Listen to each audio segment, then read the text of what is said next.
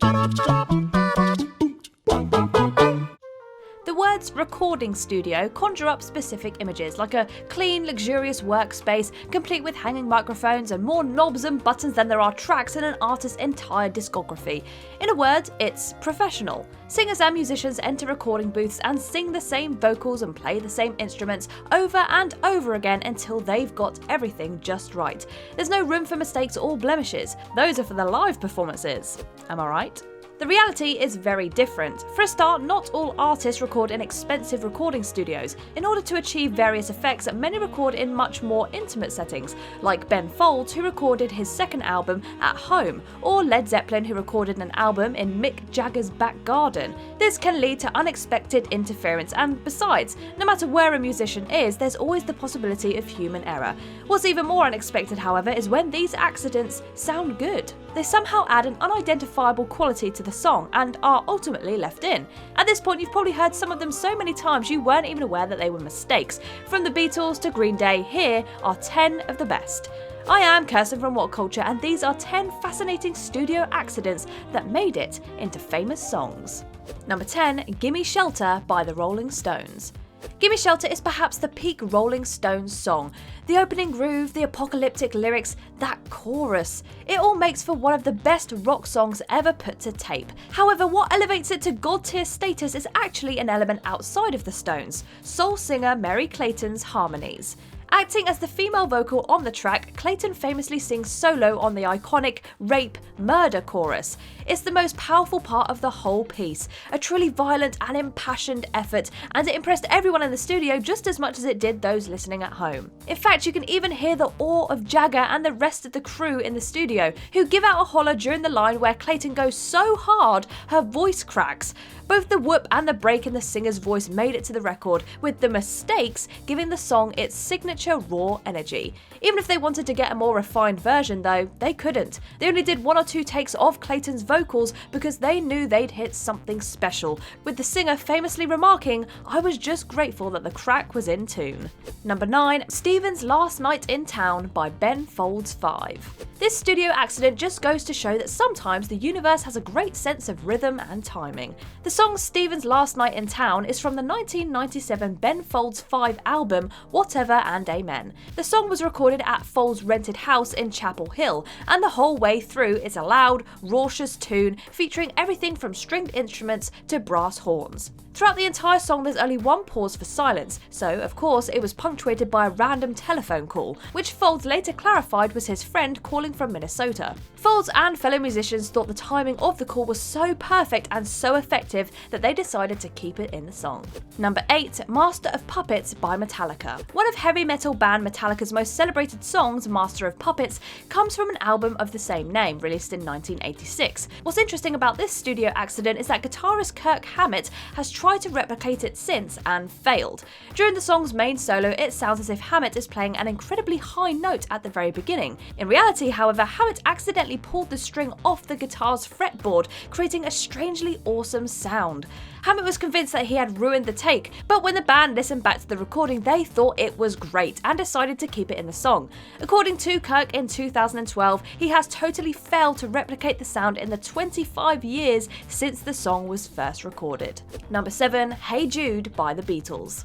Compared to some of the more popular musicians nowadays, the Beatles were relatively tame in comparison. Of course, the band's record label were keen to preserve a clean-cut, family-appropriate image in order to maximise popularity and sales, which makes it all the better that the band managed to sneak the words hell into one of their famous songs. What do you mean you don't remember hearing hell in Hey Jude? Perhaps you just need to listen a little closer. In the song's final bridge section, around 2 minutes and 58 seconds in, John Lennon can be heard exclaiming the expletive.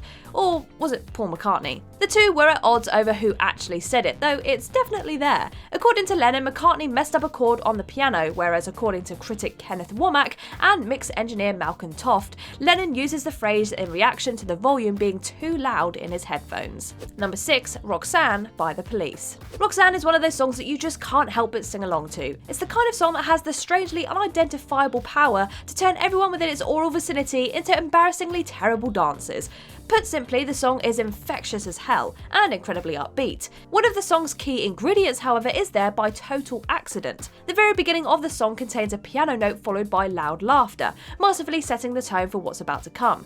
In reality though, it wasn't supposed to be there at all. It was caused by Sting accidentally leaning on a piano during recording and prompted laughter from the musician.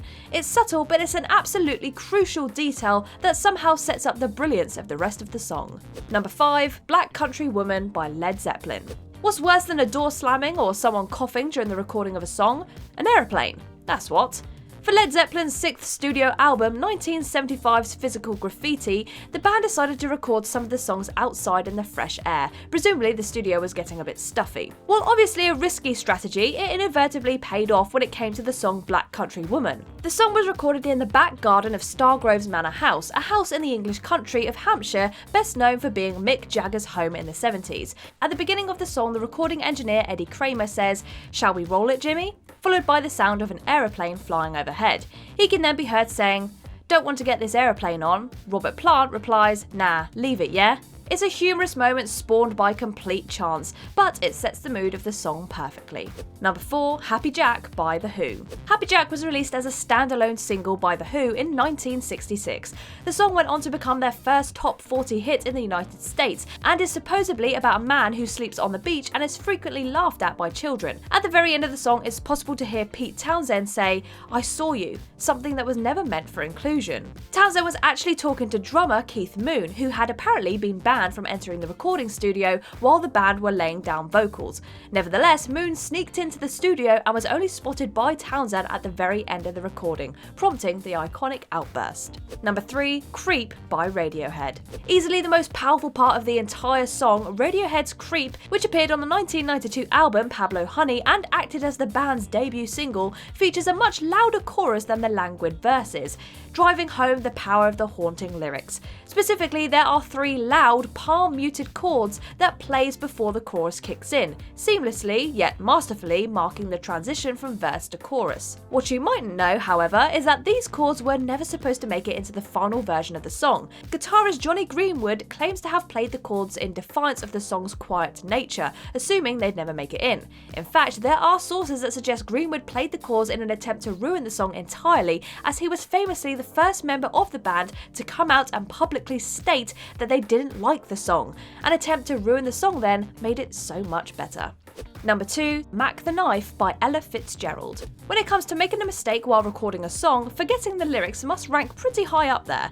It's one of those mistakes that can't be overcome, forcing the singer to start from scratch, right? In the case of Ella Fitzgerald, no. While performing Mack the Knife, a song originally composed by Kurt Weill and lyrics by Bertolt Brecht of Threepenny Opera fame, Fitzgerald famously forgot the lyrics to the song, but masterfully improvised new lyrics, her performance not faltering for a second. "Oh, what's the next chorus to this song now? This is the one. Now I don't know. But it was a swinging tune, and it's a hit tune. So we tried to do Mack the Knife.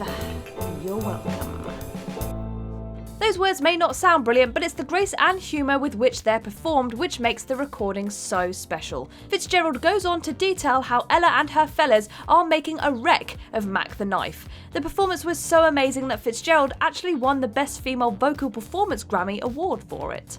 Number 1, Good Riddance, Time of Your Life by Green Day. This is probably one of the most famous examples in relatively modern music, so it proudly deserves the top spot on this list. Released as a single from the band's 1997 album Nimrod, Good Riddance, Time of Your Life has sold millions of copies over the years and is easily one of the band's most popular accessible songs, yes, even counting American Idiot. Much to the band's surprise, the song has become a massive hit at American prom dances, as the lyrics can be interpreted as a reflective look back at the school experience.